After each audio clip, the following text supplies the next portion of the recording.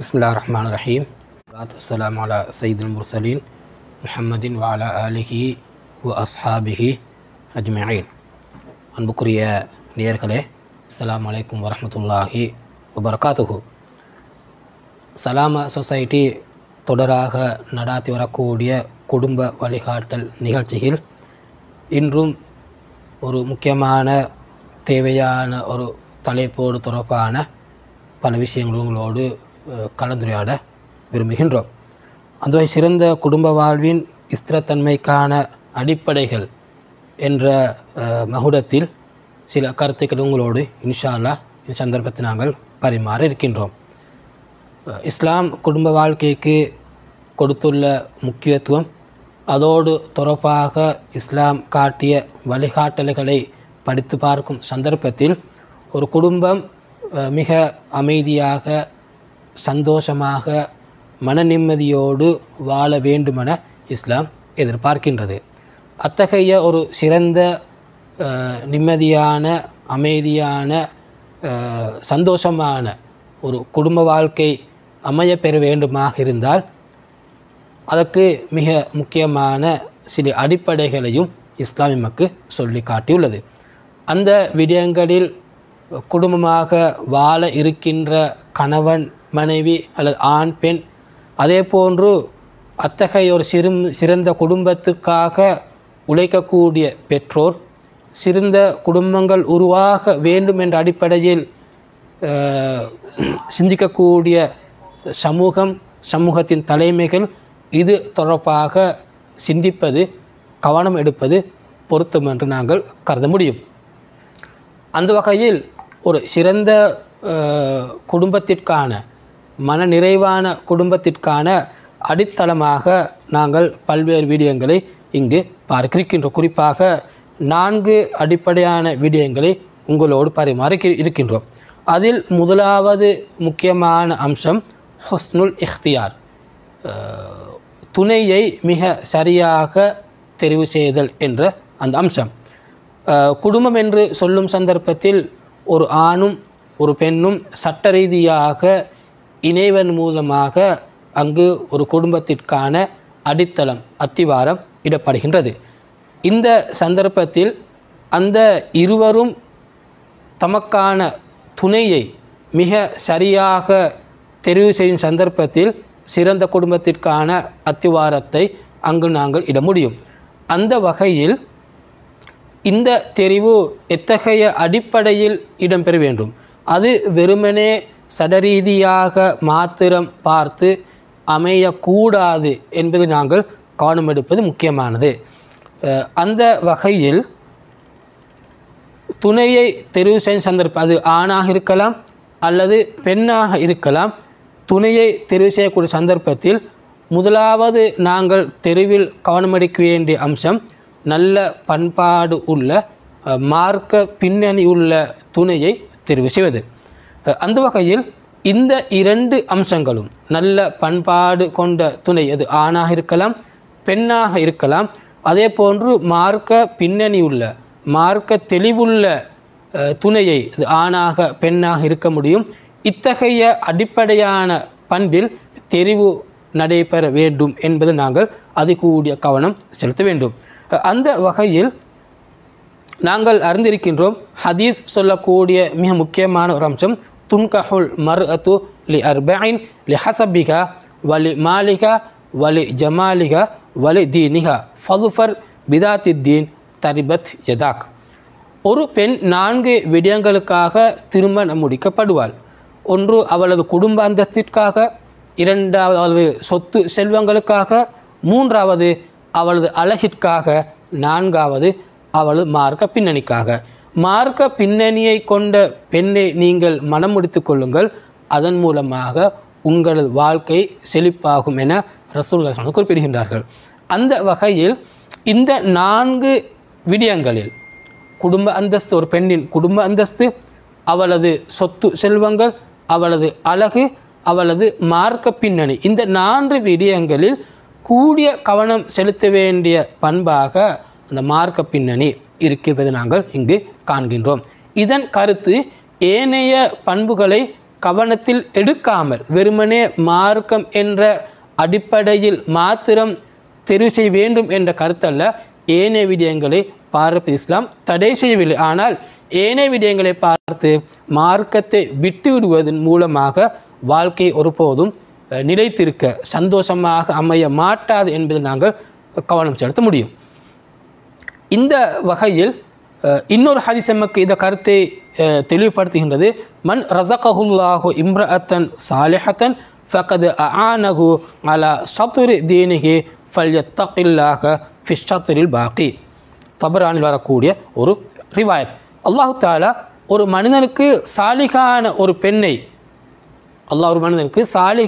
பெண்ணை வழங்கினால் அல்லாஹ் அவனது மார்க்கத்தின் அரைவாசி பகுதியை மேற்கொள்வதற்கு அல்லாஹ் அவனுக்கு உதவி செய்திருக்கின்றான். எனவே நீங்கள் ஏனைய அடுத்த அரைவாசி பகுதியில் அல்லாஹ்வுக்கு பயந்து கொள்ளுங்கள் என இறைத்துவர்கள் குறிப்பிடுகிறார்கள். எனவே ஒரு மனிதனுக்கு ஒரு சாலிகான மார்க்க பின்னணியுள்ள ஒரு பெண் கிடைப்பது அவனது மார்க்கத்தை அரைவாசி பகுதி பூர்ணப்படுத்தும் என்ற கருத்தை நாங்கள் இதன் மூலமாக கண்டுகொள்ள முடியும். எனவே முதலாவது தெரிவில் நாங்கள் கவனம் செலுத்த வேண்டிய அம்சம் மார்க்கப்பட்டுள்ள மார்க்க பின்னணியுள்ள மார்க்கம் பற்றின நடுநிலைமையான சிந்தனை கொண்ட தெளிவுள்ள பெண்ணை நாங்கள் தெரிவு செய்வது. அந்த வகையில் இத்தகைய மார்க்க பண்பை நாங்கள் கவனத்திற்கொள்ளாது அவளது அழகிற்காக மாத்திரம் அல்லது அவளது சொத்து செல்வத்திற்காக மாத்திரம் அல்லது அவரது குடும்ப அந்தஸ்திற்காக மாத்திரம் நாங்கள் ஒரு பெண்ணை தெரிவு செய்வோமாக இருந்தால் அது பலபோது எமது வாழ்வு சீரழிய அல்லது மகிழ்ச்சி அற்றதாக மாறுவதற்கு காரணமாக அமைந்திடும் என்ற கருத்தையும் எமக்கு அறிஞர்கள் விளங்கப்படுத்துவார்கள். அந்த வகையில் குப்பைமேட்டில் காணப்படக்கூடிய பசுமையான தாவரம் என்ற கருத்திற்கு ஒப்பாக இத்தகைய தெரிவு தொடர்பாக சில கருத்துக்கள் வந்திருப்பதை நாங்கள் எமது வரலாற்றில் கண்டுகொள்ள முடியும். அந்த வகையில் பெண்ணை தெரிவு செய்யும் சந்தர்ப்பத்தில் அல்லது ஆணை தெரிவிக்கக்கூடிய சந்தர்ப்பத்தில் நாங்கள் மார்க்க ரீதியான அந்த பண்பாட்டை மார்க்க ரீதியான பண்பை பார்க்க வேண்டும் என்ற கருத்தை நாங்கள் புரிந்து கொள்ள முடியும். இன்னொரு பக்கத்தில் ஆண்களை தமது பிள்ளைகளுக்கு கணவனாக தெரிவு செய்யக்கூடிய சந்தர்ப்பத்தில் இஸ்லாம் சொல்கின்றது, இதா அத்தாக்கும் மன் தர்தௌன ஹுலுகஹு வ தீனஹு ஃபஸவ்விஜூஹு இல்லா தஃஅலூஹு தகுன் ஃபித்னத்துன் ஃபில் அர்தி வ ஃபஸாதுன் அரீத். நீங்கள் ஒரு மனிதனின் மார்க்கத்தில் அவனது பண்பாட்டில் திருப்தி காணக்கூடிய நிலை ஏற்படுமாக இருந்தால் நீங்கள் அந்த மனிதனை உங்களது பெண் பிள்ளைக்கு திருமணம் முடித்துக் கொடுங்கள். அவ்வாறு நீங்கள் செய்யாவிட்டால் பூமியில் குழப்பம் ஏற்படுவதோடு ஃபித்னாக்கள் உருவாகும் என்ற கருத்தில் வந்துள்ள ஹதீஸை இமாம் திர்மிதி, இப்னு மாஜா, ஹாக்கிம் போன்றோர் அறிவிக்கின்றார்கள். எனவே நாங்கள் மார்க்கம் நல்ல பண்பாடு என்ற அந்த அடிப்படையில் கவனம் செலுத்துவதன் முக்கியத்துவத்தை நாங்கள் இதன் மூலமாக கண்டுகொள்ள முடியும். இந்த கருத்தை சில சலஃபுல் இப்படி விளங்கப்படுத்துவார்கள். நீங்கள் உங்களது பெண் பிள்ளைக்கு உங்களது மகளுக்கு மார்க்கத்தோடு மார்க்க பின்னணியுள்ள ஒரு மனிதனை ஒரு ஆணை திருமணம் முடித்து கொடுங்கள். அவளை அவன் விரும்பினால் நேசித்தால் அவளை கண்ணியப்படுத்துவாள். அவளது சில பண்புகளை அவன் வெறுக்கும் சந்தர்ப்பத்தில் அவளுக்கு அவன் அநியாயம் செய்ய மாட்டான் என்ற கருத்தை சலஃபுல் கூறுவார்கள். அந்த வகையில் இது பண்பாட்டோடு மார்க்கத்தோடு தொடர்பாக நாங்கள் தெரிவை செய்யும் சந்தர்ப்பத்தில் காணக்கூடிய முக்கியமான விளைவாக நாங்கள் கண்டுகொள்ள முடியும். எனவே திருமண வாழ்க்கை அல்ல குடும்ப வாழ்க்கை என்பது வெறுமனே உடலியல் தேவைகளை மாத்திரம் கருத்திற்கொண்டு பாலியல் தேவைகளை மாத்திரம் கருத்திற்கொண்டு நாங்கள் திருமணம் முடிப்பதல்ல. அதனை தாண்டி பண்பாடுள்ள ஒரு சமூகத்தை உருவாக்குவது, மார்க்க பின்னணியுள்ள ஒரு சமூகத்திற்காக அத்திவாரம் இடல் என்ற அடிப்படையில் குடும்ப வாழ்க்கை ஆரம்பிக்க வேண்டும் என்ற கருத்தை நாங்கள் சரியாக புரிந்து கொள்ள வேண்டும். அந்த வகையில் தெருவில் நாங்கள் கவனம் செலுத்த வேண்டிய இரண்டாவது பண்பு மன இணக்கம். அது நாங்கள் ஆத்ம இணக்கம், இணக்கப்பாடு என்று சொல்கின்றோம். குடும்ப வாழ்க்கையில் இணையக்கூடிய ஆணும் பெண்ணும் எவ்வளோ தூரம் மனரீதியாக உளரீதியாக இணைந்திருக்கின்றார்களோ அந்த அளவுக்கு அவரது வாழ்க்கை சந்தோஷமானதாக, அமைதி உள்ளதாக, நன்மை உள்ளதாக நிச்சயமாக காணப்பட முடியும். அந்த வகையில் இந்த இருவரும் குடும்ப வாழ்க்கைக்கு இணைய முன்னர் இத்தகைய மன இணக்கத்தை பார்த்து கொள்வதன் முக்கியத்துவத்தை நாங்கள் சரியாக புரிந்து கொள்ள வேண்டும். நாங்கள் பார்க்கின்ற மனிதனை பொறுத்தவரை அல்லாஹு தாலா அனைத்து மனிதர்களுக்கையும் ஒரு வகையான பண்புகளை அல்லாஹ் தாலா படைக்கவில்லை. சிலருக்கு ஒத்து வராது, சில பண்புகள் சிலருக்கு பிடிக்க மாட்டாது. இந்த வகையில் ஒத்துவரக்கூடிய மானச ரீதியாக மன ரீதியாக ஒத்துவரக்கூடிய இருவர் இணைவதில் தான் குடும்ப வாழ்க்கையின் ஸ்திரத்தன்மை இருப்பதை நாங்கள் சரியாக புரிந்து கொள்ள முடியும். அந்த வகையில் திருமணம் முடிக்க முன்னால் ஆண் ஒரு பெண்ணை பார்ப்பது, அதே போன்று ஒரு பெண் ஆணை பார்ப்பது வரவேற்கத்தக்கது என்ற கருத்தை நாங்கள் சட்டங்களூடாக அல்லது இஸ்லாமிய சட்டத்தை நாங்கள் கண்டுகொள்ள முடியும். இந்த வகையில் ஹதீஸ்களில் நாங்கள் படித்து பார்க்கின்றோம். அல் முகீரா இப்னு ஷுஅபா ரலியல்லாஹு அன்ஹு அறிவிக்கிறார்கள், நான் ஒரு பெண்ணை திருமணம் முடிப்பதற்காக பேசினேன் என்று சொன்ன சந்தர்ப்பத்தில் இறைத்துவ கேட்டார்கள், உன்துர் இலைஹா, நீங்கள் அந்த பெண்ணை பாருங்கள், ஃபைன்னஹு அஹ்ரா ஐயுதம பைனகுமா, நீங்கள் அப்படி பார்ப்பதன் மூலமாக உங்களது இருவருக்கும் இடையிலான வாழ்க்கை நிலைத்திருக்கும் என்ற கருத்தை குறிப்பிட்டார்கள். ஒருவரை பார்ப்பதன் மூலமாக அங்கு ஒரு சிறிய அறிமுகம் ஏற்படுகின்றது. இருவருக்கும் பொருத்தமான பண்புகளை அங்கு இருவரும் கண்டுகொள்வார்கள். அதன் மூலமாக சரியான தீர்மானத்தை அங்கு எடுத்துக்கொள்ள முடியும்.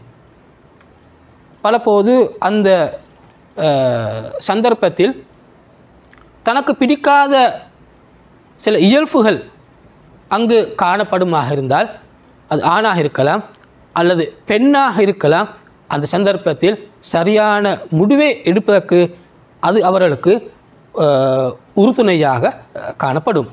இந்த இடத்தில் நாங்கள் குறிப்பாக ஒரு விடயத்தை கூறுவது பொருத்தம் என்று நாங்கள் கருதுகின்றோம். அதுதான் பெண்ணை பார்த்தல் என்ற அந்த விடயம்தான் பொதுவாக எமது வழக்காறு அதிகமாக காணப்படுகின்றது. நாங்கள் பெண் பார்க்க செல்கின்றோம் என்ற வகையில் ஒரு ஆண் தன் வாழ்க்கைக்கு துணையாக வரக்கூடிய அந்த பெண்ணை பார்க்க செல்வார்கள். அவரது குடும்பமும் சென்று அந்த பெண்ணை பார்ப்பார்கள். இது வரவேற்கத்தக்க ஒரு விடயமாகும். இதே அவகாசம் அல்ல இந்த வாய்ப்பு பொதுவாக எமது நாட்டு வழமையில் பெண்களுக்கு வழங்கப்படுவது மிகவும் குறைவாகத்தான் காணப்படுகின்றது. ஆனால் நாங்கள் இங்கே சொல்கின்றோம், குடும்ப வாழ்க்கையில் இணைந்து வாழப்போகின்றவர்கள் குறிப்பாக அந்த இருவரும். எனவே எப்படி ஒரு ஆண் தனக்கு வரக்கூடிய பெண் துணையை தெரிவு செய்ய முன்னல் அவளை பார்க்கின்றாரோ, அதே போன்று அந்த பெண்ணுக்கும் அந்த ஆணை பார்ப்பதற்கான சந்தர்ப்பம் வழங்கப்பட வேண்டும். இதன் மூலமாக அவள் தனக்கு பொருத்தமான வாழ்க்கைக்கான துணையை சரியாக தெரிவு செய்வதற்கான சந்தர்ப்பத்தை அவள் பெற்றுக்கொள்வாள். இதன் மூலமாக இருவருக்கும் இடையிலான அந்த மன இணக்கத்தை இருவரும் சரியாக தீர்மானித்துக் கொள்வார்கள். எனவே குடும்ப வாழ்க்கை சந்தோஷமானதாக மகிழ்ச்சிகரமானதாக இருக்க வேண்டுமாக இருந்தால் அந்த இருவரும் ஒருவரை ஒருவர் பார்ப்பதற்கான சந்தர்ப்பங்களை ஏற்படுத்தி கொடுக்க வேண்டும். இது குறிப்பாக பெற்றோர்கள் கவனம் செலுத்த வேண்டிய ஒரு அம்சம். இதற்கு மார்க்கம் அங்கீகாரம் வழங்குகின்றது. ஹனஃபி, மாலிகி, ஷாஃபிஇ மذஹபினர் அதே போன்று ஹம்பலி மதுவை சேர்ந்த சில அறிஞர்கள் இவ்வாறு பார்ப்பது மண்டூபான வரவேற்கத்தக்க ஒரு விடயமாக கருதுகின்றது என்பதை நாங்கள் சட்டத்தில் கண்டுகொள்ள முடியும். எனவே மன இணக்கம் என்பது ஒரு தெரிவின் போது நாங்கள் கவனம் செலுத்த வேண்டிய ஒரு முக்கியமான அம்சமாகும். தெரிவின் போது கவனம் செலுத்த வேண்டிய மூன்றாவது முக்கியமான அம்சம் இருவருக்குமான பொருத்தப்பாடு. ஆண் பெண் இருவருக்குமான பொருத்தப்பாடு. இந்த பொருத்தப்பாடு மிக முக்கியமானது ஒரு குடும்ப வாழ்க்கையின் ஸ்திரத்தன்மையை பாதுகாப்பதில். குறிப்பாக அவர்களது பொருளாதார நிலைமைகள், உள்ளம் சார்ந்த பகுதிகள், சிந்தனா சார்ந்த பகுதிகள், வயது வேறுபாடுகள், சமூக நிலைமைகள், சமூக அந்தஸ்து, இப்படி பொருத்தப்பாடு என்று சொல்லும் பொழுது பல பகுதிகளை அது உள்ளடக்கி உள்ளது. அந்த வகையில் நான் இவ்வாறு கூற முடியும். வறுமை கோட்டு கீழ் வாழக்கூடிய ஒரு ஆண், ஒரு மனிதன் வசதி உள்ள ஒரு பெண்ணை திருமணம் முடிப்பது எவ்வளவு தூரம் பொருத்தம் என்று நாங்கள் யோசிக்க வேண்டும். ஏனெனில் குடும்பத்துக்காக செலவு செய்ய வேண்டிய கடப்பாடு, பொறுப்பு ஒரு ஆணை பொறுத்தது, ஒரு ஆணுக்குரியது. அந்த வகையில் வசதியே இல்லாத ஒரு ஆண் வசதி கூடிய ஒரு பெண்ணை திருமணம் முடிப்பது எவ்வளவு தூரம் பொருத்தப்பாடு என்று நாங்கள் சிந்திக்க வேண்டும். அதே போன்று கல்வி அறிவில் குறைந்த ஒருவன், அது ஆணாக இருக்கலாம் அல்லது பெண்ணாக இருக்கலாம், அத்தகைய ஒருவன் கல்வி அறிவியல் கூடிய ஒருவரை திருமணம் முடிப்பதன் மூலமாக அவர்களுக்கு மத்தியில் சிந்தனா ரீதியான பாரிய இடைவெளி ஏற்படும். ஒருவர் ஒருவரை புரிந்து கொள்வதில், அதே போன்று வாழ்க்கையில் ஏற்படக்கூடிய பிரச்சனைகளை சரியாக புரிந்து கொள்வதில் பாரிய கருத்து வேறுபாடு ஏற்படுத்துவதற்கு அல்லது ஏற்படாங்க அதிகமாக வாய்ப்புள்ளது. எனவே கல்வி ரீதியான பொருத்தப்பாடும் இங்கு பார்க்கப்பட வேண்டிய தேவையை நாங்கள் இதன் மூலமாக உணர்ந்து கொள்ள முடியும். அதே போன்று வயது வேறுபாடு. ஒரு இளம் வயது ஒரு ஆண் வயது கூடிய அதிவயது கூடிய ஒரு பெண்ணை திருமணம் முடிப்பது, அல்லது வயது குறைந்த ஒரு பெண் பெரிய வேறுபாட்டுடன் வயது கூடிய ஒரு ஆணை திருமணம் முடிப்பது எவ்வளவு தூரம் அவர்களுக்கு மத்தியில் ஒத்துழைப்பையை அல்லது பொருத்தப்பாட்டை ஏற்படுத்தும் என்பதில் நாங்கள் கவனம் செலுத்த வேண்டும். விதிவிலக்கான சந்தர்ப்பத்தில் பல நியாயங்களுக்காக அல்ல சில நியாயங்களுக்காக இதில் விதிவிலக்கு காணப்பட முடியும். உதாரணமாக ஜாபிர் இப்னு அப்துல்லா ரலியல்லாஹு அன்ஹு சொல்கிறார்கள், நான் திருமணம் முடித்தேன். அப்பொழுது நபிகள் கேட்கிறார்கள், நீங்கள் முடித்தது ஒரு கன்னி பெண்ணையா அல்லது ஒரு விதவையா? அப்போ அவர் சொல்கிறார்கள், நான் விதவையான ஒரு பெண்ணைத்தான் திருமணம் முடித்தேன். ஏனெனில் எனது தந்தை போராட்டத்தில் ஷஹீதாக்கப்பட்டார். அவர் ஒரு 6 அல்லது 7 பெண் பிள்ளைகளை விட்டு சென்றார்கள். அந்த பெண் பிள்ளைகளை பராமரிப்பதற்கு நான் கடமைப்பட்டுள்ளேன். அந்த வகையில் நான் ஒரு விதவை பெண்ணை திருமணம் முடித்ததாக தனது திருமணத்துக்கான தனது தெரிவுக்கான நியாயத்தை ஜாபிர் சொல்கிறார்கள். எனவே வயது வேறுபாடு என்பது பொருத்தப்பாட்டில் நாங்கள் கவனம் செலுத்த வேண்டிய ஒரு அம்சம் என்றாலும் கூட முக்கியமான சில நியாயங்கள் இருக்குமாக இருந்தால் அதில் விட்டு கொடுக்க முடியும் என்பதை நாங்கள் இங்கு சரியாக விளங்கிக் கொள்ள வேண்டும். அந்த வகையில் இந்த தெரிவு சரியாக நடக்க வேண்டுமாக இருந்தால் எந்தவிதமான வெளி அழுத்தங்கள் இல்லாமல், அது பெற்றோரினது அழுத்தமாக இருக்கலாம் அல்லது குடும்பத்தின் வேறு அங்கத்தில் அழுத்தமாக காணப்படலாம்.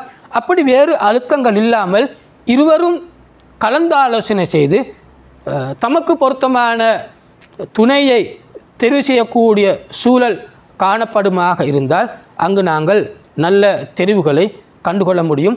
அதன் மூலமாக சந்தோஷமான மகிழ்ச்சியான குடும்பங்கள் அங்கு உருவாகதை நாங்கள் காண முடியும். இது தெரிவை பொறுத்தவரையில் நாங்கள் சொல்லக்கூடிய அல்லது கருத்தில் எடுக்க வேண்டிய மிக முக்கியமான அம்சமாக நாங்கள் கருத முடியும். இரண்டாவது விடயம் தெரிவு சுதந்திரமாக நடைபெற வேண்டும். தெரிவு சுதந்திரமாக நடைபெற வேண்டும். வாழப்போகின்ற ஒரு ஆண் ஒரு பெண் தனக்கு பொருத்தமான துணையை தெளிவோடு சுதந்திரமாக எடுக்கும் அளவுக்கு அவர்கள் சந்தோஷமாக நிம்மதியாக வாழ்வார்கள். இதன் கருத்து பெற்றோரது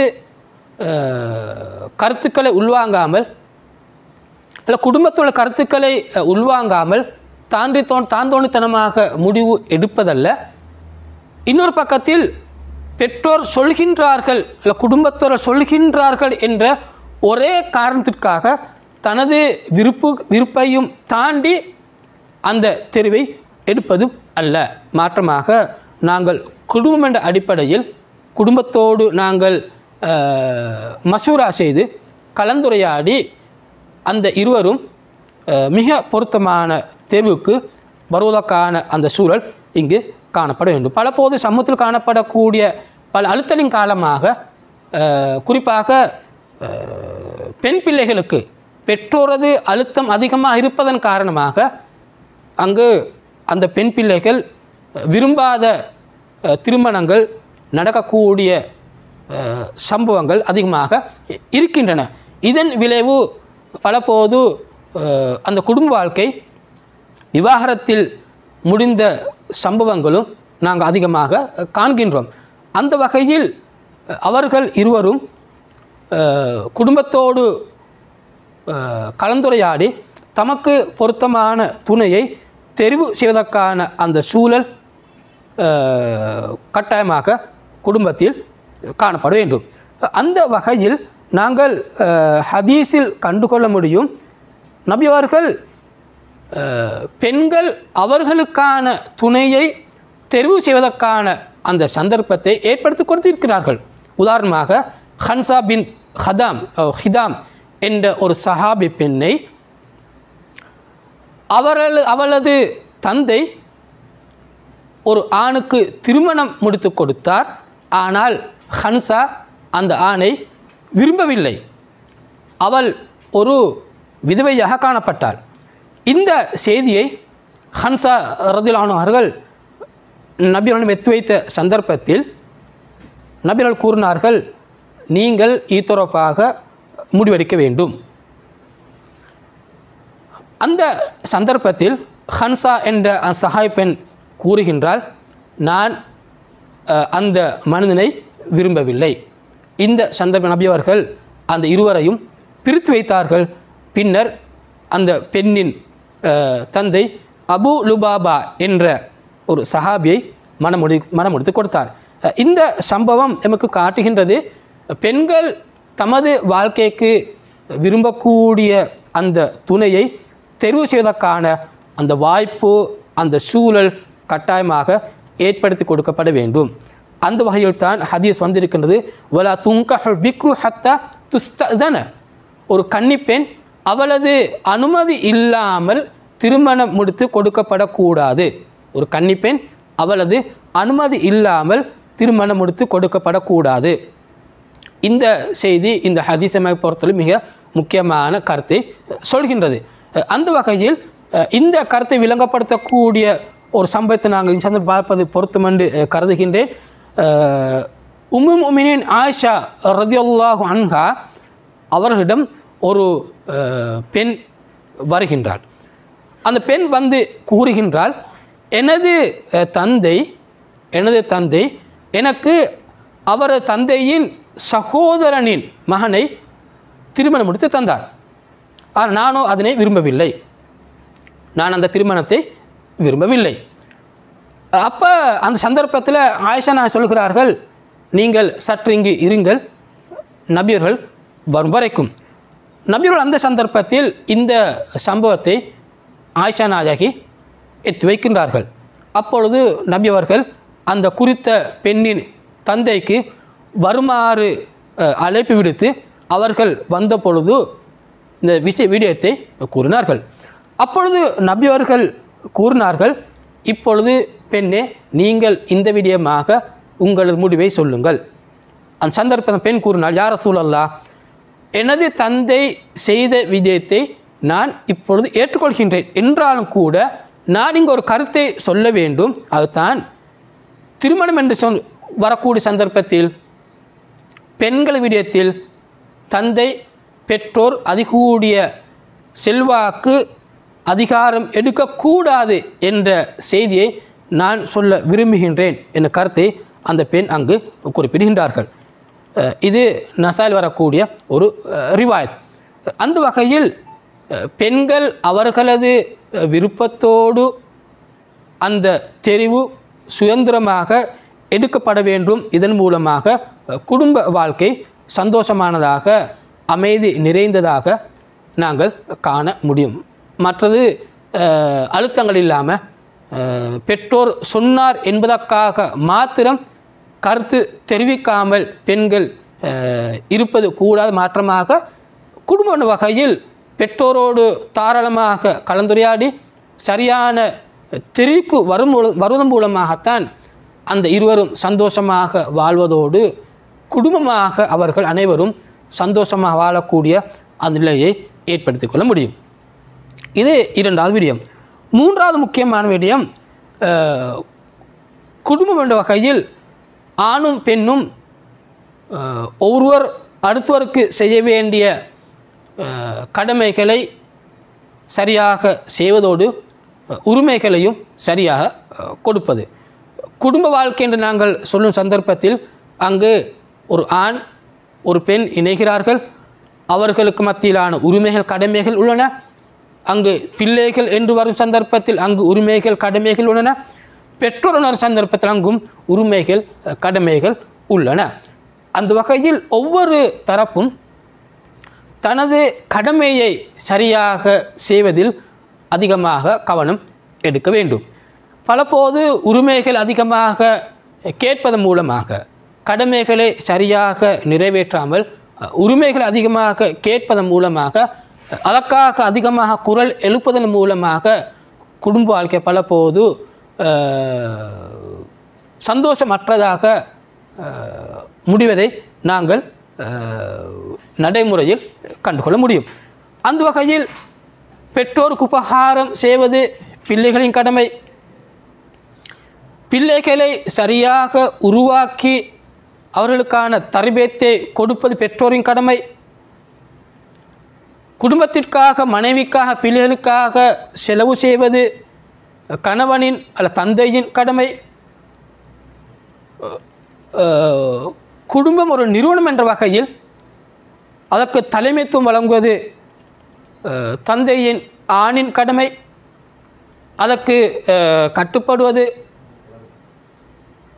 இணைந்து செல்வது குடும்பத்தின் தலைவி என்ற வகையில் மனைவி பிள்ளைகளின் கடமை. இப்படி கடமைகளை நாங்கள் சரியாக அறிந்து அதற்கு ஏற்ப நாங்கள் அதனை நிறைவேற்றும் சந்தர்ப்பத்தில் அங்கு நல்ல ஆரோக்கியமான சூழல் அங்கு ஏற்படுகின்றது. எப்பொழுது நாங்கள் கடமைகளை நிறைவேற்றுவதில் அதிகமாக கவனம் செலுத்த வேண்டும். இது எமது உயர்ந்த பண்பாட்டை முதிர்ச்சியை காட்டக்கூடிய முக்கியமான அடையாளம். மாற்றமாக நாம் கடமைகளில் அதிகமாக கவனம் செலுத்தாமல் உரிமைகளில் நாம் அதிகமாக கவனம் செலுத்துவோமாக இருந்தால் குடும்ப வாழ்க்கையில் பல்வேறு சிக்கல்கள் ஏற்பட வாய்ப்பு உள்ளது. அல் குர்ஆன் சொல்லக்கூடிய கருத்தை நாங்கள் இப்படி குர்ஆனில் கண்டுகொள்ள முடியும். வலகுன்ன நிஸ்ருல்லதி அலைஹின்ன பில் மஅரூஃப் வல் ரிஜாலி அலைஹின்ன தரஜா. அந்த பெண்களுக்கு எப்படி கடமைகள் உள்ளதுவோ அதே போன்று அவர்களுக்கு உரிமைகளும் காணப்படுகின்றன. அதே நேரம் பெண்கள் மீது ஆண்களுக்கு ஒரு படி மேல் கடமை உரிமை இருப்பதாக குர்ஆன் சொல்கின்ற சூரத்துல் பக்ரா 228வது வசனம். இங்கு தரஜா என்ற இந்த சொல்லை நாங்கள் தப்சீரில் பார்க்கும் சந்தர்ப்பத்தில் நாங்கள் சில கருத்துக்களை கண்டுகொள்ள முடியும். அதில் ஒரு கருத்து தான் குடும்பத்தை பராமரிக்கக்கூடிய குடும்பத்துக்கான தலைமைத்துவம் கொடுக்கக்கூடிய அந்த பொறுப்பு ஆணிடம் காணப்படுகின்றது. இன்னொரு கருத்தில் நாங்கள் தப்சீரில் காண முடியும்.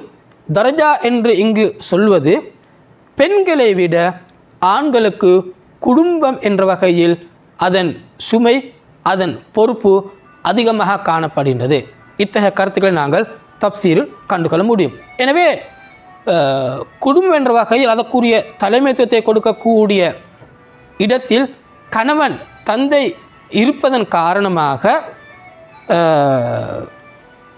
அங்கு அவரது கடமையை அவர் சரியாக செய்வதற்கு முயற்சி எடுப்பது மிக முக்கியமானது. இந்த இடத்தில் இப்னு அப்பாஸ் ரலியல்லாஹு அன்ஹு அவர்களது வாழ்க்கையில் நடந்த ஒரு சம்பவத்தை குறிப்பிடுவது பொருத்தம் என்று கருதுகின்றேன். ஒருமுறை அவர் தனது வீட்டில் கண்ணாடிக்கு முன்னால் இருந்து தனது முடியை ஒழுங்குபடுத்தி கொண்டிருக்கிறார்கள். தனது தாடியை அவர்கள் ஒழுங்குபடுத்தி கொண்டிருக்கிறார்கள். தனது ஆடையை, வெளித்தோற்றத்தை அவர்கள் அழகுபடுத்தி கொண்டிருக்கிறார்கள். இந்த நிலையை நாஃபியா, இப்னு உமரின் அடிமை நாஃபி என்பவர் அவதானித்துக் கொண்டிருக்கின்றார். அப்பொழுது நாஃபி ரஹ்மத்துல்லாஹ் கேட்கிறார்கள், இப்னு அப்பாஸ் அவர்களே, நீங்கள் என்ன செய்கின்றீர்கள்? உங்களைத்தான் எத்தனையோ மனிதர்கள் தேடி வந்து உங்கள் அறிவை எடுத்துக்கொண்டு செல்கிறார்கள். நீங்கள் மக்களுக்கு அறிவை போதிக்கக்கூடியவர், மக்களுக்கு மார்க்கத்தின் பல தெளிவுகளை சொல்லக்கூடியவர். எனவே இவ்வாறான ஒரு உயர்ந்த அந்தஸ்தில் நீங்கள் இருக்க நீங்கள் ஏன் வீட்டில் இவ்வாறு நடந்து கொள்கிறீர்கள்? ஏன் நீங்கள் உங்களை இவ்வாறு அழகுபடுத்திக் கொள்கிறீர்கள் என்று கேட்ட சந்தர்ப்பம் அவர் குறிப்பிட்டார்கள், இன்னி அத்த ஜம்மலு லிம்ரஅதி, நான் எனது மனைவிக்காக என்னை அழகுபடுத்திக் கொள்கின்றேன். கமா தத்த ஜம்மலு லி இம்ரதி, எனது மனைவி எனக்கு எவ்வாறு அவளை அழகுபடுத்திக் கொள்கிறாளோ அதே போன்று நான் எனது மனைவிக்காக அழகுபடுத்திக் கொள்கின்றேன் என்று அவர்கள் குறிப்பிட்டார்கள்.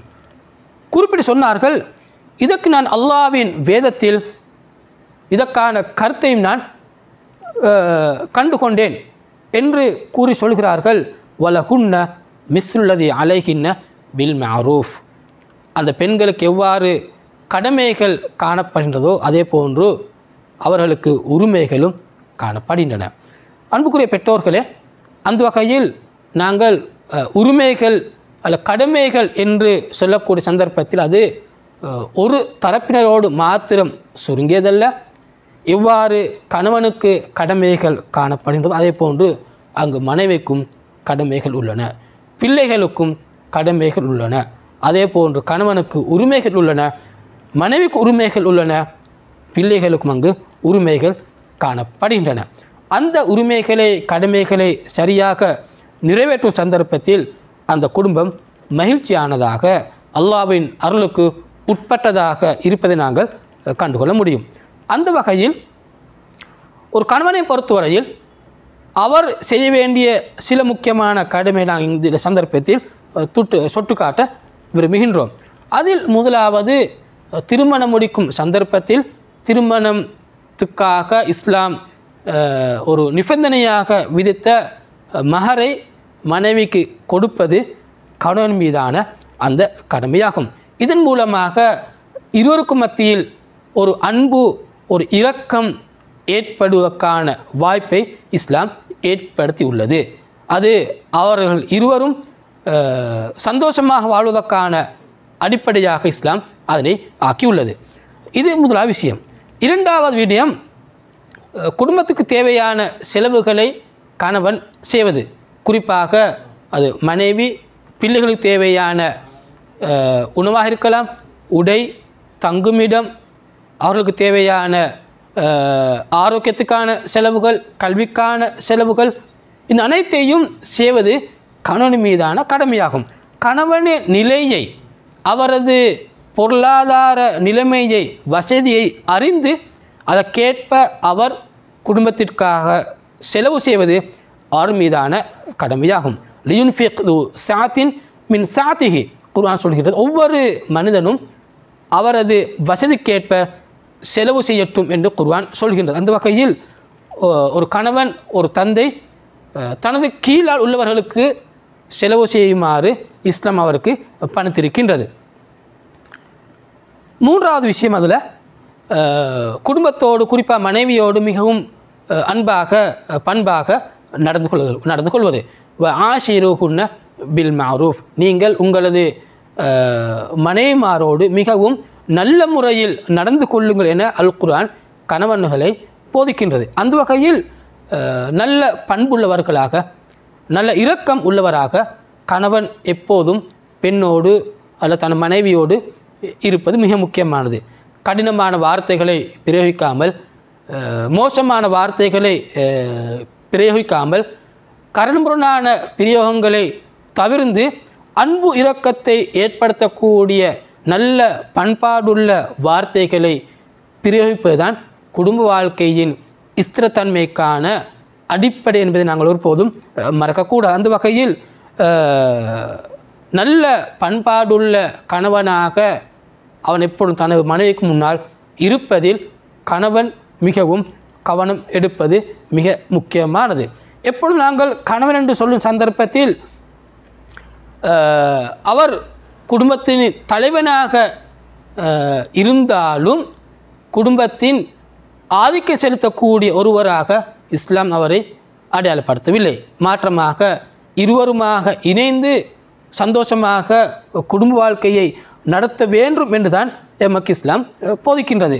அந்த வகையில் மனைவியின் இயல்புகளை அறிந்து, அவளின் பலவீனங்களை அறிந்து, கணவன் மனைவியோடு அன்பாக இரக்கமாக விட்டு கொடுப்போடு நடக்க வேண்டும் என்பதில் கணவன் குறிப்பாக கவனம் செலுத்துவது மிக முக்கியமானது.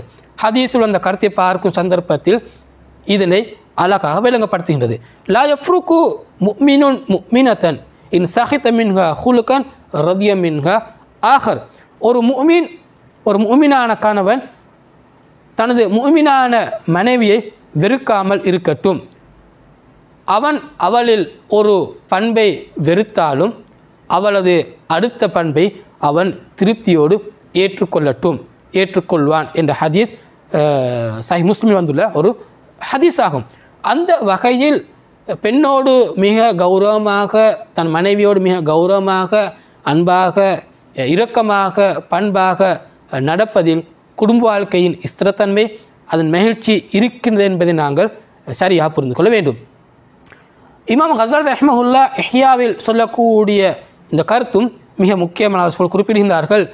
நல்ல பண்பாடு என்பது, சிறந்த பண்பாடு என்பது அல்ல, பெண்ணோடு அழகாக நடந்து கொள்ளல் என்பது அவளுக்கு தீங்கு செய்யாமல் இருத்தல் என்ற கருத்தை மாத்திரம் கொடுக்க மாட்டாது. மாற்றமாக அவளது புறத்தால் ஏதாவது அசௌகரியங்கள் ஏற்படுமாக இருந்தால் அதனையும் பொறுத்து கொள்வது, அதனையும் கணவன் சகித்து கொள்ள வேண்டும் என்ற கருத்தில் இதில் ஒரு கருத்தாக இமாம் கஸாலி குறிப்பிடுகிறார்கள். பலபோது நபியவர்களது வாழ்க்கையில் கூட அவர்களது குடும்பத்தில் ஏற்பட்ட சில ஒவ்வாமைகள் காரணமாக நபியல் குடும்பத்தை விட்டு ஒதுங்கி வாழவும் இல்லை, அதே நேரம் மிக மோசமாக நடந்து கொள்ளவும் இல்லை. பண்பாடாக நடக்கும் காலமெல்லாம் நாங்கள் விட்டு கொடுப்போடு மிக கண்ணியமாக சந்தோஷமாக வாழ்வதற்கான அந்த நிலைமையை நாங்கள் குடும்பத்தில் உருவாக்கி கொள்ள முடியும். எனவே மனைவியோடு அழகாக நடந்து கொள்வதில் குறிப்பாக கணவன் தன்னை ஒழுங்குபடுத்திக் கொள்வது, தனது மனோநிலையை சரி செய்து கொள்வது மிக பிரதானமான. பலபோது மனைவி செய்ய வேண்டிய கடமைகளில் குறைபாடு விட்டிருக்கலாம், அல்லது சமையல் விடயங்களில் சில குறைபாடு ஏற்பட்டிருக்க முடியும், அல்லது கணவன் தன் தொழிலில் இருந்து வரக்கூடிய சந்தர்ப்பத்தில் தான் எதிர்பார்க்கும் நிலையில் மனைவி இல்லாமல் இருக்க முடியும். இந்த நிலைமைகள் ஏற்படுவது இயல்பாக இருந்த போதிலும் இதனை ஒரு பிரச்சனையாக மாற்றி அவளை குற்றம் சுமத்துவதோ அல்லது பழித்திருக்கும் வகையில் மோசமாக நடந்து கொள்வதோ குடும்ப வாழ்க்கையின் ஸ்திரத்தன்மைக்கு ஒருபோதும் அது வழி ஏற்படுத்த மாட்டாது. அந்த வகையில் மிக நல்ல பண்பாடு கொண்டவர்களாக அந்த இருவரும் வாழ்க்கையில் இருப்பதன் மூலமாக நாங்கள் சந்தோஷமான குடும்பத்தை அங்கு கண்டுகொள்ள முடியும். மனைவியை பொறுத்தவரையில் மனைவி செய்ய வேண்டிய முக்கியமான கடமைகளாக நாங்கள் பின்னர் விடயங்களை காண முடியும். ஒன்று, குடும்பத்தின் தலைமை கணவன் என்ற வகையில் அதனை மனைவி ஏற்றுக்கொள்வது, மனைவி அதனை ஏற்றுக்கொண்டு அதற்கேற்ப தனது வாழ்க்கையை ஒழுங்குபடுத்திக் கொள்வது. உண்மையில் குடும்பம் என சொல்லும் சந்தர்ப்பத்தில் அங்கு இருவரும் கணவன் மனைவி இருவருமாக இணைந்து தான் இந்த குடும்ப வாழ்க்கையை நடத்துகின்றார்கள் என்றாலும் கூட அங்கு ஒருவர் பொறுப்பாக இருப்பது முக்கியம். இரண்டு பேருமாக இருந்து இருத்திசையில் ஒருபோதும் பயணிப்பதன் மூலமாக குடும்ப வாழ்க்கையை காப்பாற்ற முடியாது. அந்த வகையில் மனைவி எப்பொழுதும் கணவனோடு ஒத்துழைத்து அவனது அந்த பொறுப்பை சரியாக நிறைவேற்றுவதற்கு மனைவி கணவனுக்கு எப்பொழுதும் ஒத்துழைப்பாக இருக்க வேண்டும். அந்த வகையில் ஹதீஸில் வந்துள்ள மிக முக்கியமான ஒரு சுபசோபனம், ஒரு பெண் ஒரு மனைவி தனது 5 நேர தொழுகைகளை சரியாக நிறைவேற்றி தனது வெக்கஸ்தலத்தை பாதுகாத்து தன் கணவனுக்கு கட்டுப்பட்டு நடப்பவளாக இருந்தால் தஹலத் மின் ஐஜி அபுவாபில் ஜன்னதி ஷாஅத், அவள் சுவர்க்கத்தின் விரும்பிய கதவால் சுவனத்தில் நுழைந்து விடுவாள் என்ற சுபசோப்பனம் எப்பொழுதும் மனைவிக்கு காத்திருக்கின்றது. இது இப்னு ஹிப்பானில் வந்துள்ள ஒரு சஹீஹான ரிவாயத். எனவே கணவன் குடும்ப தலைமைத்துவத்தை மதித்து அதற்கு ஒத்துழைப்பாக மனைவி இருப்பதன் மூலமாக அங்கு நாங்கள் நல்லொரு நிர்வாகத்தை கூட கண்டுகொள்ள முடியும். இதன் கருத்து எப்பொழுது முடிவெடுக்கக்கூடியவராக கணவன் மாத்திரம் இருப்பதல்ல. அது மனைவியோடு மசூரா செய்யாமல், கலந்தாலோசனை செய்யாமல் குடும்ப விவகாரங்களில் கணவன் மாத்திரம் முடிவெடுப்பதல்ல. மாற்றமாக இருவருமாக சேர்ந்து கலந்தாலோசனை செய்து பக்குவமான நிலையில் அவர்கள் குடும்பத்தை உருவாக்கி கொள்ள வேண்டும். பிள்ளைகளுக்கு குறிப்பாக பால் குடிக்கக்கூடிய பிள்ளைகள் 2 வயதாக முன்னர் பால் மறைக்கடிக்க செய்ய பெற்றோர் நாடினால் குர்ஆன் சொல்கின்றது, நீங்கள் அதனை மசூரா செய்து இருவருமாக கலந்துரையாடி முடிவெடுக்குமாறு தான் எமக்கு குர்ஆன் வழிகாட்டுகின்றது. அந்த வகையில் இருவருமாக சேர்ந்து கலந்துரையாடி கணவனின் அந்த வழிகாட்டலில் மனைவியின் ஆலோசனைகளில் இருவருமாக குடும்பத்தை நடாத்துவார்களாக இருந்தால் அங்கு நாங்கள் சந்தோஷமான ஒரு ஸ்திரமான குடும்பத்துக்கான அத்திவாரத்தை கண்டுகொள்ள முடியும். இரண்டாவது, மனைவி செய்ய வேண்டிய கடமை கணவனது சொத்துக்களை பாதுகாப்பது, அதில் குறைபாடு செய்யாமல் அதனை பாதுகாப்பது மனைவியின் மீதுள்ள முக்கியமான இரண்டாவது கடமையாகும். அவனது அனுமதி இல்லாமல் அதனை செலவழிப்பது கூடாது. இருவருமாக சேர்ந்து கலந்துரையாடி கணவனது சொத்துக்களை சரியாக பராமரிப்பது, அதனை பாதுகாப்பது, கணவனது அனுமதியோடு அவனது சொத்தின் ஒரு பகுதியை சதக்கா செய்வதன் மூலமாக அவளும் சதக்கா செய்த நன்மையை பெற்றுக்கொள்வது, இப்படி கணவனது சொத்துக்களை பாதுகாப்பது அவள் மீதுள்ள அடுத்த முக்கியமான கடமையாகும்.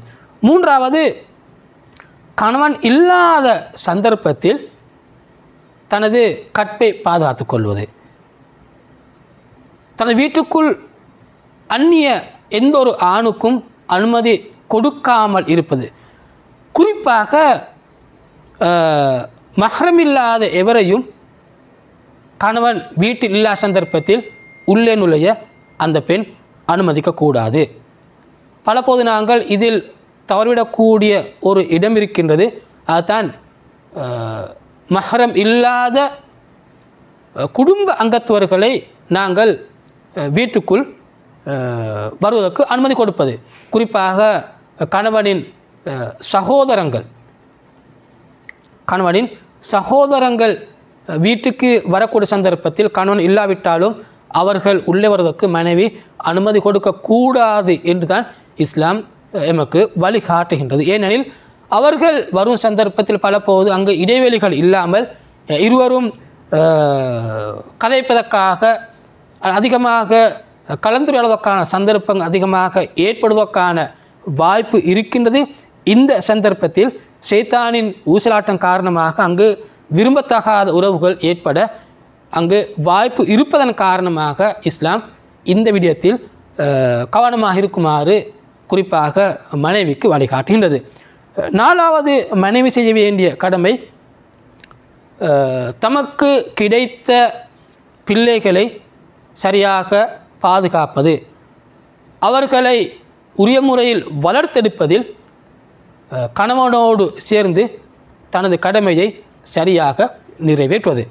குறிப்பாக பிள்ளைகள் அவர்களது ஆரம்ப வயதுகளில் அதிகமாக தாயோடு தான் அதிகமாக இருப்பார்கள். அந்த வகையில் அந்த பிள்ளைகளை சரியாக பண்படுத்தி ஒழுக்கங்களை கொடுத்து சரியான அறிவை கொடுத்து அவர்களை வளர்த்தெடுப்பதில் அங்கு தாய்க்கு மனைவிக்கு அதிகமான பொறுப்பு இருக்கின்றது. அல் மர்அத்து ராயத்துன் ஃபி பைத்தி ஜௌஜிகா வஹிய மஸ்ஊலத்துன் அன் ராயத்திகா. தனது கணவனின் வீட்டில் ஒரு பெண் ஒரு மேய்ப்பாளராவாள், அவள் அதனை பற்றி விசாரிக்கப்படுவாள் என்ற நபி மொழிக்கு ஏற்ப பெண் ஒரு தாய் தனது வீட்டை பராமரிப்பது, பிள்ளைகளை உரிய முறையில் வளர்ப்பதில் கூடிய கவனம் எடுத்த வேண்டும். 5வது கடமை கணவனோடு இணைந்து நற்காரியங்களில் ஈடுபடுவது. கணவன் செய்யக்கூடிய நற்பணிகளில் இவளும் ஒரு பங்காளியாக இருப்பது. தீமைகளை செய்யக்கூடிய சந்தர்ப்பங்கள் ஏற்படும் அந்த நிலைமைகளில் அதனை செய்யாமல் இருப்பதற்கு, அதை விட்டு தூரமாக இருப்பதற்கு கணவனுக்கு மனைவி எப்பொழுதும் ஒத்தாசையாக ஒத்துழைப்பாக இருப்பது. அவனது சக்திக்கு மேற்பட்ட வகையில் அவனிடம் மனைவி எதிர்பார்க்காமல் இருப்பது. இப்படியாக கணவன் நிலைமைகளை அறிந்து அவனது தொழில் நிலைமைகளை அறிந்து கணவனின் சமூக பாத்திரங்களை சமூக பணிகளை பொறுப்புகளை அறிந்து அதற்கேற்ப மனைவி கணவனுக்கு ஒத்துழைக்குமாக இருந்தால் அங்கு நல்ல சிறந்த குடும்பத்தை நாங்கள் கண்டுகொள்ள முடியும். வரலாற்றை படித்து பார்க்கும் சந்தர்ப்பத்திலும் கூட இப்ராஹிம் அலைஹிஸ்ஸலாம் அவர்கள் செய்த அந்த மிகப்பெரிய பணிக்கு அவரது மனைவி ஒத்துழைத்ததன் காரணமாக இன்று நாங்கள் ஹரம் ஷரீஃபில் காபத்துல்லா என ஜம்சம் நீர் என நாங்கள் மிகப்பெரிய பொக்கிஷங்களை நாங்கள் காண்கின்றோம். அந்த வகையில் சமூக பணிகளை செய்வதற்கு எப்பொழுதும் மனைவி கணவனுக்கு ஒத்துழைப்பாக இருத்தல். 6வது அம்சம், 6வது கடமை, எப்படி கணவன் மனைவின் விடயத்தில் பொறுமையோடு சகிப்போடு நடந்து கொள்ள வேண்டுமோ அதே போன்று மனைவியும் கணவன் விடயத்தில் பொறுமையோடு நடந்து கொள்வது, சகிப்புத்தன்மையோடு நடந்து கொள்வது. வாழ்க்கையில் ஏற்படக்கூடிய இன்பகரமான நிலைமைகளாக இருக்கலாம், இல்லை துன்பகரமான கவலையான நிலைமைகளாக இருக்கலாம், கஷ்டமாக இருக்கலாம், நஷ்டமாக இருக்கலாம். எல்லா சந்தர்ப்பத்திலும் அவளும் பொறுத்து கொண்டு பொறுமையாக வாழ்க்கையை நடாத்தி செல்வது ஆள் மீது காணப்படக்கூடிய அடுத்த ஒரு கடமையாகும். இதன் மூலமாக அவர்கள் நல்ல புரிந்துணர்வோடு குடும்ப வாழ்க்கையில் சந்தோஷமாக வாழ முடியும். 4வது கடைசி விடயம், குடும்ப வாழ்க்கை ஸ்திரமாக இருக்க வேண்டுமா இருந்தால், நிலையானதாக சந்தோஷமானது இருக்க வேண்டுமா இருந்தால் குடும்ப ஸ்திரத்தன்மையில் அந்த இருவரும் கவனம் எடுப்பது, அதனை பாதுகாப்பது. அவ்வப்போது குடும்ப என்ற வகையில் மனிதன் என்ற வகையில் பல்வகையான கருத்து வேறுபாடுகள் ஏற்பட்டாலும், சிறிய சிறிய மனக்கசப்புகள் ஏற்பட்டாலும் அது ஒருபோதும் குடும்பம் என்ற அந்த கட்டமைப்பை உடைத்து விடுவதற்கு அது ஒரு காரணமாக அமையக்கூடாது. இருவரும் பரஸ்பரம் ஒருவரொரு புரிந்தவர்களாக, மன்னித்தவர்களாக, விட்டு கொடுக்கக்கூடியவர்களாக, சகிக்கக்கூடியவர்களாக, குறைகளை மறைக்கக்கூடியவர்களாக, நிறைகளை பார்த்து போற்றக்கூடியவர்களாக இருவரும் இருக்குமாக இருந்தால் நிச்சயமாக அங்கு நாங்கள் நல்ல குடும்பத்தை கண்டுகொள்ள முடியும். விவாகரத்துக்கு இன்று எத்தனையோ காரணங்கள் நாங்கள் இன்று இலங்கையில் கண்டு வருகின்றோம். உண்மையில் அதற்குரிய முக்கியமான காரணம் புரிந்துணர்வில்லாத குடும்ப வாழ்க்கை, அறிவு முதிர்ச்சி இல்லாத பொருத்தப்பாடற்ற குடும்பங்கள் இணைந்ததன் காரணமாக அங்கு விவாகரத்தில் குடும்ப வாழ்க்கை முடிந்து விடுகின்றது. மாற்றமாக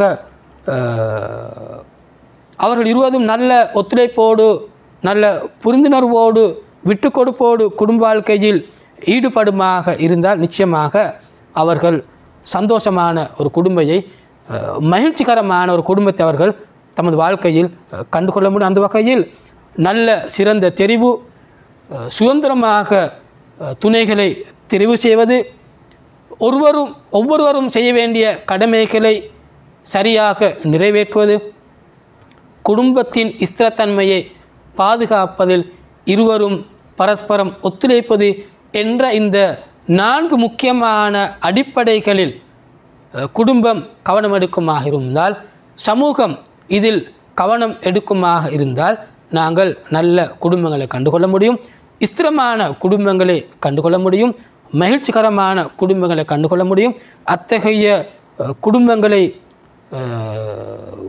காண்பதற்கு இன்று எத்தனையோ குடும்பங்கள் ஏங்கி நிற்கின்ற. அல்லாஹ் தஆலா அந்த வகையில் நல்ல சிறந்த குடும்பங்களாக எங்கள் குடும்பங்களை ஆக்கி சந்தோஷமான வாழ்க்கைக்கு அல்லாஹ் தஆலா அனைவருக்கும் துணை செய்ய வேண்டும் என்ற கருத்தோடு முடித்துக்கொள்கின்றேன். ஜஸாக்குமுல்லாஹ் ஹைரா. அஸ்ஸலாமு அலைக்கும் வரஹ்மத்துல்லாஹி வபரகாத்துஹு.